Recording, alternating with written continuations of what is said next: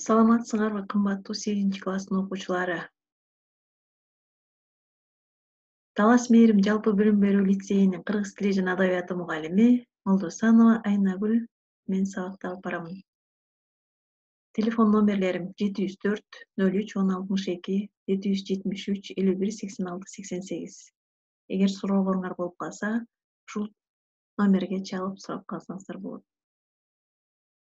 Кымбаттуу окуучулар, сабакка жакшылап көңүл буралы, керектүү материалдарыбызды алдыбызга алып, телефондорубузду дайындап отуралы, керектүү беттерди, слайдты сүрөткө тартып алып дагы тапшырманы аткарууга мүмкүнчүлүгүбүз болот.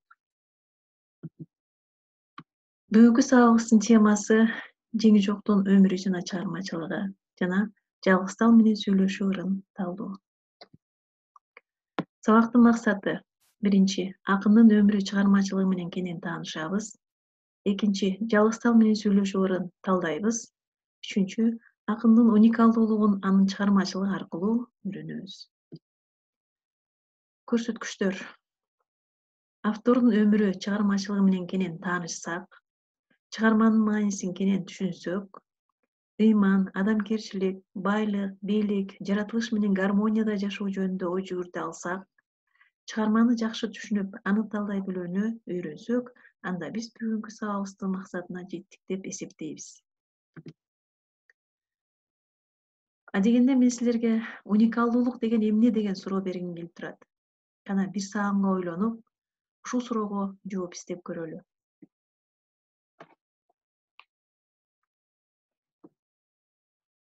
Анда эмесе уникалдуу деген сөздүн маанисин мындай деп чечмелейт экенбиз. Сейрек кездешүүчү, таланттуу, кайталангыс, эч кимге окшобогон, өзгөчөлөнгөн, жалгыз, теңдешсиз феномен.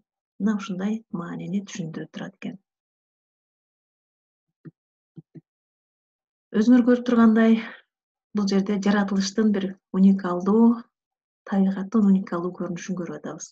Мына ошол көрүнүшкө адамдардын жасаган мамилеси, салган курулуштар туруп атат. Мына ушул нерсени биз уникалдуу нерсе катары бааласак болот экен.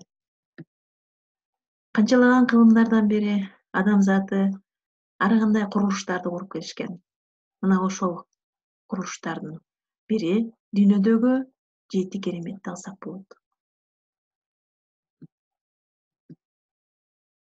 Өзүңөр көрүп тургандай, бул сүрөттө Кыргыздын улуттук баалуу нарктуу буюмдарынын бири боз үй туруп атат. Мынакей бул боз үй дагы биздин уникалдуу буюмдарыбыздын бири катары саналат. Кыргыздын бермети болгон ысык көлүбүз дагы ошонун катарына кирет. Дүйнөдөгү көлөмү боюнча жана мааниси боюнча алдыңкы сапта турган Манас эпосу дагы уникалдуулукка кирет. Силер көрүп турган бул таблицада сейрек кездешүүчү, өзгөчөлөнгөн, көрүнүктүү, таланттуу, уникалдуу, теңдешсиз, аттын кашкасындай таанымал, кайталангыс, феномен деген сөздөр бул уникалдуулукка берилген мүнөздөмө болуп саналат экен. Мына ушундай залкар таланттын ээси, таластан чыккан жеңи жок, Таймашарга теңи жок, аксыдан чыккан жеңи жок, Айтышарга теңи жок деген сөз берметин алып жүргөн жеңи жок, мына ушундай уникалдуу инсандардын катарына кирет экен.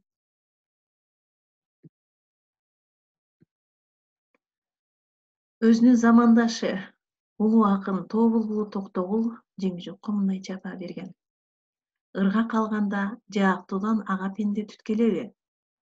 Жеңакем деген дүйнөнүн 4 түркүгү жер, суу, жел, от санатын санжыргалап айткан киши да. Ал эми таанымал шакирти акын Коргол Досуевдин ак калпактуу кыргыздан Айтышарга теңи жок, эки жаактуу пендеден эрегишер теңи жок, элдин анык булбулу элеп өткөн чени жок деген сөздөрү да жеңи жоктун чеберчилигине берген бийик баасын көрсөтөт. Кыскача өмүрүнө токтоло кетели. Өтө көкө уулу 1860-жылы Таластын Сары Көбөн чөлкөмүндө туулган. Бала кезинен ата-энесинен ажырап, аталаш агасынын үйүндө чоңойгон. Кийин ооруганда болуштун буйругу менен куулуп, Аксыдагы оокаттуу тайекелерине барып, ошол жерде орун ошого алып, өмүрүнүн акырына чейин жашаган. Жеңижок өзү туулган ата журтуна кайрылып келе албай, өмүрүнүн акырына чейин Аксыда жашап, катуу оорунун залдарынан 1918-жылы дүйнөдөн кайткан. Эми биз Жеңижоктун айрым урунтуу өмүрүнө кайрыла кетели. Айке деген ким болгон? Ала оорусуна дуушар болгон өтөнү айылдын бийи ташкара тойдон көрүп калат да, бир жетимден элдин саны азайып да көбөйбөйт. Алып барып күркүрөөнүн сулуусуна салып жибергиле, деп жигиттерине буйрук кылат. Жолдон өтүп бараткан кербенчилер баланын жылдыздуу экенин көрүп, баланын жанын сурап, аны Аксыга алып кетишет. Таластын кызы, Аксынын келини Айке өтөнү өз баласындай асырап, дартын дарылап, ала оорусунан айыктырат. Зээндүү жана тири карак баланы окутуп, сабатсыздыгын жоет.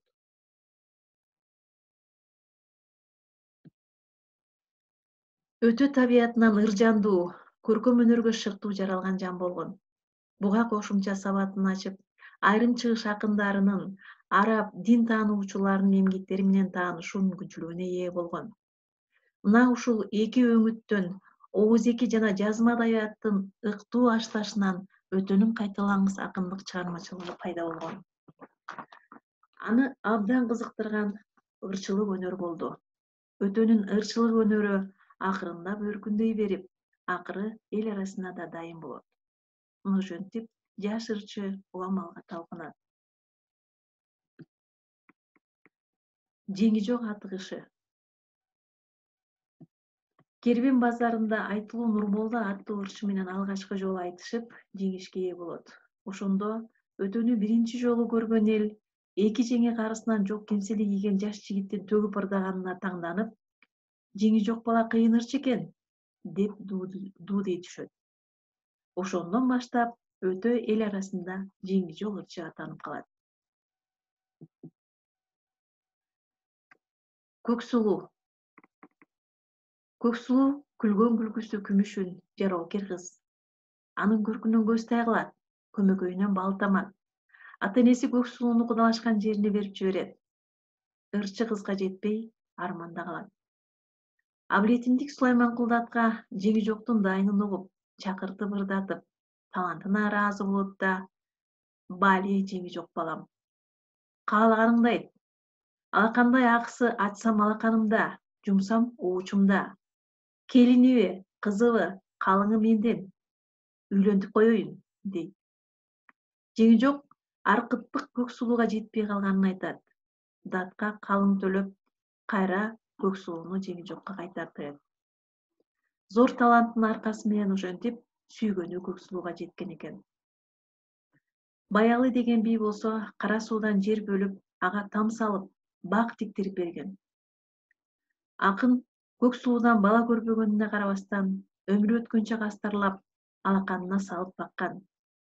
Барган жерине жасалгалап жорго мингизип, өзү менен кошо ала жүрүп, ызаат кылган.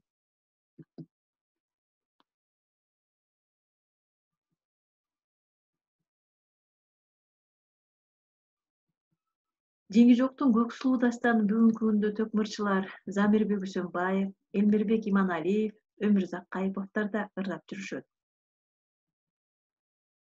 Айтыштары. Жеңижок өзүнүн замандаш акындардын бир тобу менен айтышкан акын. Алар Нурмолдо, Эсенаман, Токтогул, Барпы, Ишмамбет, Эсенаман, Шекер кыз жана башка акындар. Жеңижок ата-андашынын ар бир сөзүнө ыктуу жооп берип, айтышта сөзсүз жеңип чыккан. Айтыштын тематикалары да ар түрдүү болуп, негизинен аалам, дүйнө кубулуштары, жер үстүндөгү жан жаныбарлар сапаттары сыпатталып айтылган.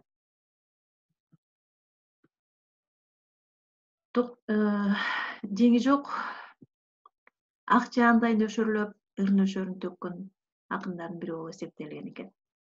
Алардын ар бири кээ бирине мисалдар менен кайрыла кетели. Бир шабакты эт бышканча сүрөттөп бүтпөгөн. Көлдөн учкан чүрөктү жарым күн ырдаган. Кыргоолдун короосун бир күн кечке ырдап бүтпөгөн. Аккан суунун өзүн 7 күн, 7 түн катары менен айтып түгөтө алган эмес экен. Мынакей көрдүңөрбү? Жеңижоктун ыр нөшөрү канчалык бийик деңгээлде экенин мына ушундан эле билсек болот. Сөз берметтеринин сели. Жеңижок кайсы элге барбасын кадырлап тосуп алар эле. Карандай төгү ырдаганга калганда ага бир да ырчы чендечү эмес. Кечинде ырдаса таңдатырып, эртең менен ырдаса күндү батырып, узакка чейин төгө берчү деп айткан экен замандашы, аны менен шаан шөкөттө той топурда бирге жүргөн Бөркул Албай уулу айткан экен. Дагы бир айылдык карыя Айылчы Озеке уулу илгери өтө бир үйдө ырдап жатса, Асылбек деген жигит кызыгып тыңшап жатып, керегенин көзүнөн кантип башы өтүп кеткенин байкабай калат. Ыр бүтөт. Эл ордунан турса, Асылбек керегеге кылтакталып калган экен, деп эскерет. Көрүү сезиминин күчү. Айтылуу адабиятчы, изилдөөчү Шаршембек Үмөталиев Жеңижоктун ырлары билген кишиге күмүш чөйчөктөгү алтын жумурткалар. Дүйнөлүк лирикада мындайлар өтө аз. Ал кайсы темага кайрылбасын, таман алдынан чуккандай сөз таап, сөз берметтерин үйөр менен селдей ташкындатууга жетик усталардан деп баа берген экен.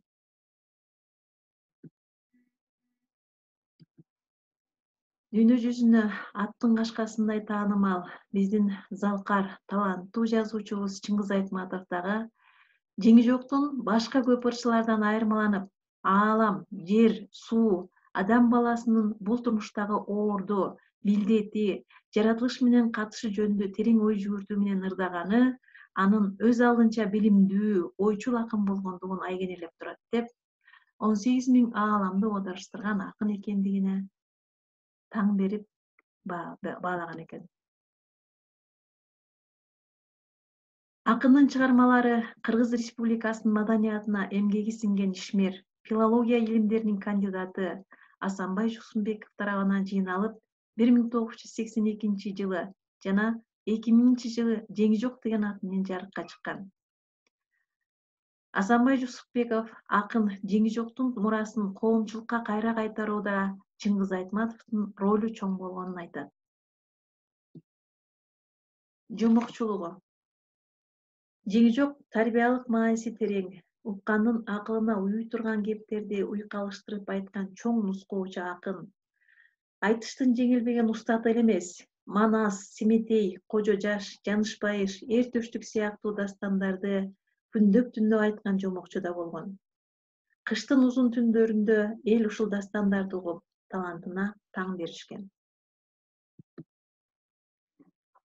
Жеңижоктун адабиятта калган орду.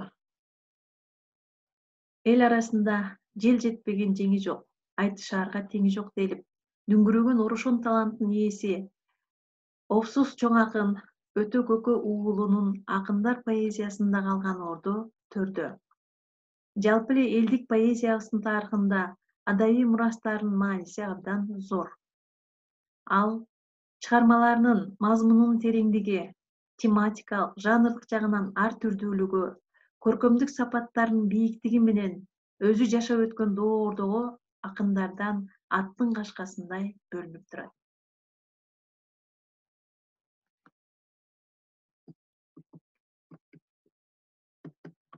Мынакей окуучуларым, биз жел жетпеген Жеңижоктун өмүрү чыгармачылыгы менен кыскача таанышып өттүк. Эми биз акындын Жалгыз менен сүйлөшүү деген ырына кезек берели. Мен силерге көркөм окуп берейин, жакшылап угуп, телефоңарга тартып алып турсаңар да болот. Бака айырда жалгыз тал, баласы жок байкуштал. Жол боюнда жалгыз тал, жолдошу жок байкуштал. Кайрылып келип конгондой, каргага түнөк болгондой, канаты жок жалгыз тал. Кайгысы көп байкуштал, Бурулуп келип конгондой, булбулга түнөк болгондой, бутагы жок жалгыз тал. Муңдуу болгон байкуш тал. Сен бул жерде жок элең, жериң гана жалгыз тал. Аймактуу чогуу жамагат, элиң гана жалгыз тал. Көрүнбөйсүң ыраактан, караң гана жалгыз тал. Мынакей башында бүр ачкан, гүлдөгөн, бүрдөгөн жалгыз тал болсо, кийин сопоюп, сөңгүгө калып отурат. Тукабадай жайылган бүрүң гана жалгыз тал. Ичке тартып кетипсиң, энең гана жалгыз тал. Алабакан болгондой, ачаң гана жалгыз тал. Көтөрүп жүрүп чоңойткон энең гана жалгыз тал. Аркалап жүрүп чоңойткон атаң гана жалгыз тал. Өзүң жалгыз турусуң, бириң гана жалгыз тал.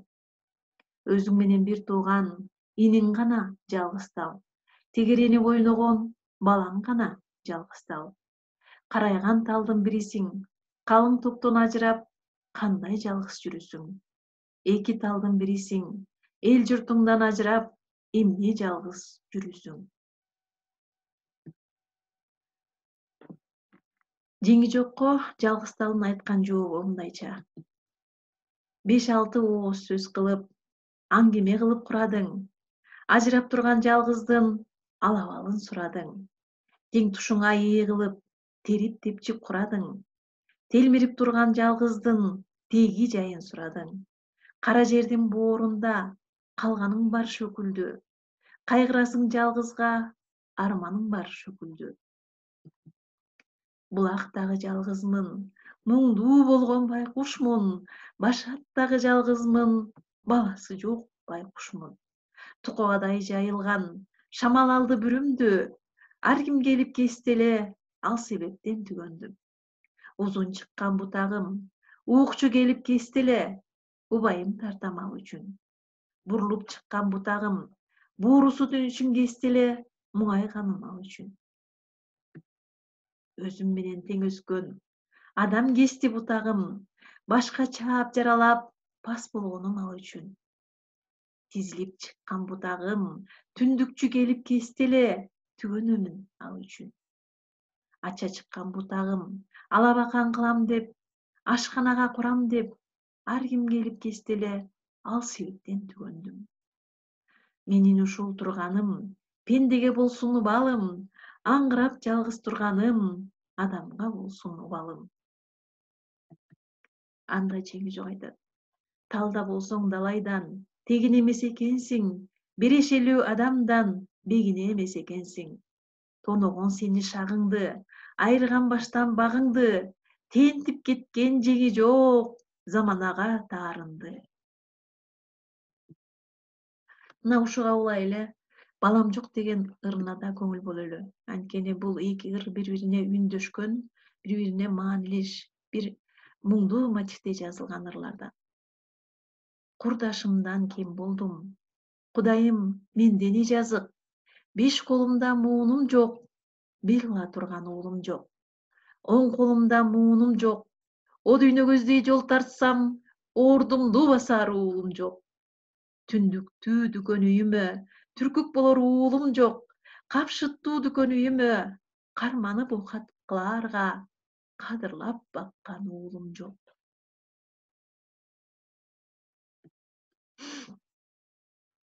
Жалгыз тал ыры адамдын ички сезим дүйнөсүн тереңинен аңтары сүрөттөгөн кыргыз лирикасындагы эң алгачкы нукура көркөм элегия болуп саналат. Ташкара деген зулум бийдин кесепетинен, өзү туулуп өскөн талаасынан безип кетүүгө аргасыз болгон жана өмүрүндө бала көрбөй, туяксыз өтүп баратканына чексиз кейиген акын Бакайырдын четиндеги канат бутак бүрүнөн айрылып, куурап калууга бет алган кокойгон жалгыз талга суроо менен кайрылып муң чечишет. Өзөгүн өрт алган армандарын козгойт.